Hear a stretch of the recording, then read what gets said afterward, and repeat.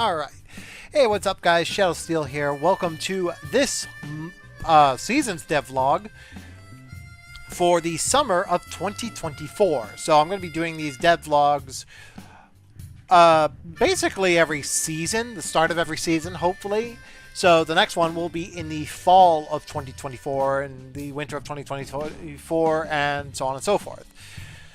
So let's get things started off with the long and short of it. Not a lot has been done for the Blackwater Branch, mainly because in just a couple days prior to me actually trying to do the spring devlog, which I again failed on the day before Easter, a blood vessel burst on my retina, on the back of my eye, essentially causing me to go temporarily blind. And as a result, I was not able to work for about 2.5 weeks. This is actually the first time I've actually been able to record a devlog or even do any work on the Blackwater Branch for about 2.5 weeks now, if not longer. As such, I have not been doing a lot of work, and as you can guess, there's been a lot of like stagnation and stuff like that. But there is some good things coming. The first of which is the introduction of the first piece of content for the Blackwater Branch to be released to the general public, and that is the SW1200 Titan. The Titan is obviously a SW1200 in 3 different variants. It does have auto renumbering capabilities, but it is recommended that you run with the number 101. Now, the reason, there's actually a bit of a backstory to this one, and I'll actually explain this on the State of Diesel Works, which is going to be a separate video altogether, talking about Diesel Works in general and kind of the details of it, what's going on with it, and you can find that both here. The first one will be here on the Virtual Webfan Productions channel, or if you're watching this particular devlog on the Diesel Works channel, it will also be there as well. Now, I did mention that I do have a Diesel Works dedicated channel for projects, and these devlogs from this point forward are going to be kind of cross-promoted on those 2 channels, Virtual Webfan Productions and Diesel Works respectively, and both will be linked in the description below. So if you're here for the Diesel Works content, I will be promoting that through that channel more frequently, and the devlogs will be dedicated there mostly. Now, progress, like I said, has been a bit slow on the Blackwater Branch. I've been working mainly in the city of Blackwater, trying to expand that. But there's been some issues with me figuring out what kind of assets I want to use and what kind of stuff I need. I've actually fallen into the very trap that I wanted to avoid, which was using 50 different routes, essentially, figure of speech, by the way, to make one particular route. And that is becoming more and more apparent as time goes on, Blackwater being the epitome of this, because I swear to God, I have used probably 5 different routes for the same asset. And these are becoming a problem. So, as it stands right now, I'm actually in the process of trying to figure out what I need to keep, what I don't need to keep, and what freeware stuff I've been using, so I can actually make sure those are all linked as well. Because as it stands right now, I cannot share all the assets that are not mine in this pack, and there's actually quite a few of them. Thankfully, I did link in the Discord so far these current freeware assets that I have, and I do have quite a few of them, and that is kind of the key there. The Blackwater Branch itself is a very, very, very sort of weird project, because it wasn't mine initially. I think I talked about this in the last devlog. This was not originally my route. It was actually another route altogether called Century County. It was only about 15 miles long, and I have since expanded it to be about 33 miles long end to end. And that's not including the various branches and spurs that I put out on the line. And hopefully within the next couple of months, probably during the Christmas season, closer to a somewhat beta release. I want to get a beta version out this year. And I know I said that a couple years ago, but I want to get something out the door due to what had happened with me health-wise not too long ago. So I want to get that one out, and for that, I'm going to probably do a comparison of before and after with the original route versus the new one versus Blackwater Branch. and kind of show off just how much has changed, because a lot has changed in a lot of key areas.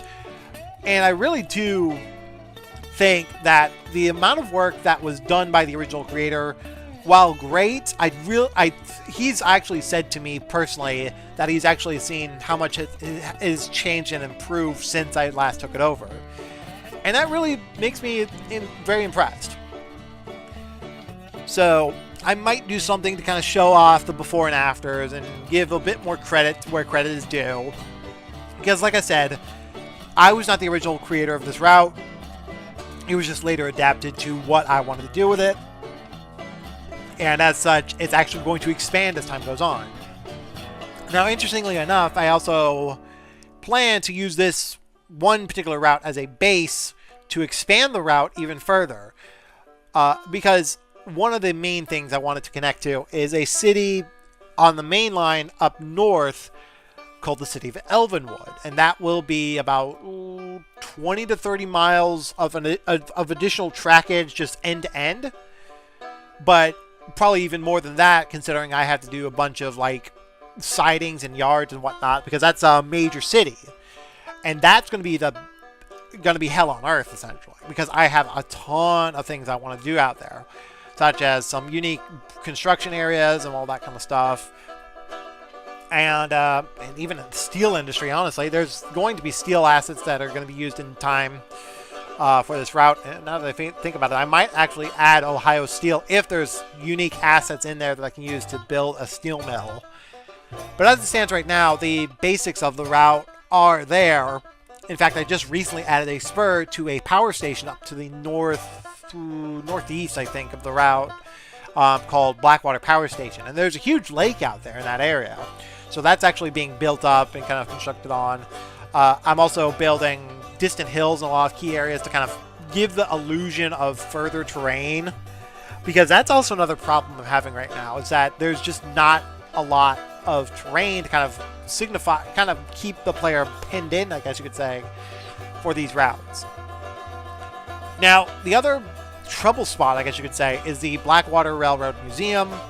I have sort of done some work on it here and there, but not much that I feel happy with. There is probably a few cars here and there and stuff that I need to reskin and redo to make it look nice as a construction area. And the main building is actually a freeware asset on Railworks America. I don't know where I got it exactly, but I need to look into the files and all that kind of stuff to kind of figure out what I do with it. And I even might make my own custom asset to kind of give it a much better, more unique feel, because as it stands right now, it's using the Roanoke, Virginia Museum of Transportation asset rather than anything else. So it's kind of a copy and paste situation. In fact, there's a lot of buildings from real world assets, I guess you could say, that are just being placed in there to kind of give it a feel of a larger city. Which, to be fair, doesn't mean it doesn't lack creativity. It is meant to be a fictional route or route. That's another thing I'm trying to get on here, is the route versus route type thing. But that's another topic for another video. Anyway, the Blackwater Railroad Museum is kind of interesting because of how it's laid out and how all the assets are done. All the locomotive assets are actually just actual locomotive assets that are just replaced as scenery objects rather than just being their own thing, so they all kind of have high poly counts, and I'm honestly legit worried that some of them might actually end up breaking the game if it's loaded incorrect, like if it loads too long. And that particular city is a very large city, so it takes a long time for a lot of those buildings and stuff to load up. So that's a big spot that I really want to figure out, because there's a lot of splines, there's a lot of buildings, there's a lot of pretty much everything, and I wanted to make it look nice, but my PC is a piece of crap, and it's been struggling to load the city every so often, and I always freak out whether or not it's actually going to crash my computer again. And that's one thing that I've had happen a few times since building this route, is just the game crashing repeatedly. There's only been one case in the route's entire construction where it crashed and actually corrupted the actual route. but that was only one time, and I've since been backing up every so often. I actually haven't backed up anytime recently, but I plan to do that soon. And once I get it all backed up, I will also more or less try and figure out a list of what I have, what assets I have, what stuff I need, and so on and so forth.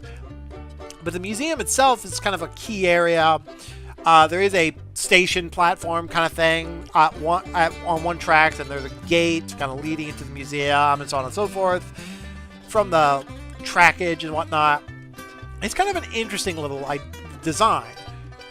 But one of the assets I really want to build up is, again, like a lot of the steam locomotives and stuff like that, a lot of equipment kind of showing off to more or less like show the details and everything. And two particular assets will probably be used in the future as dedicated assets, both of which will be from machine rails. So I did a review of the Frisco 1500 class 482s for trackside, which that will come out sometime in June. I recorded it back in February when the product originally released, and never got around to releasing it because I wanted to get everything done beforehand. Well, lo and behold, there were some assets in there that I wanted to basically make a dedicated sort of review and dedicated assets and stuff for the route. And some of these assets will actually be reused and repurposed for another route project, which I'll talk about on the State of Diesel Works channel or video. So that's going to be another thing in the future.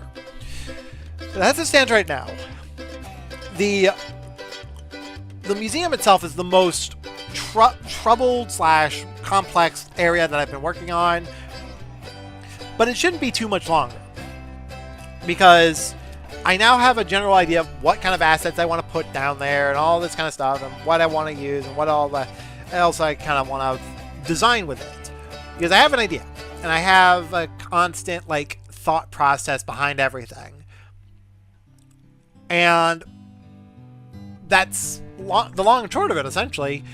Now, the extension to Elvenwood will be most likely well after the entire route is completed. And I would say probably a 75 to 65% of the route has been completed. There's a huge chunk on the southern portion of the route that is not even remotely done, including bridges and just general scenery work. It's all barren. You go through it. In fact, the track, I think, is actually cut off, so you can't even travel on the line that it's not there. And that's done on purpose because I wanted to go through and actually rebuild and sort of mess around with it, kind of redo it.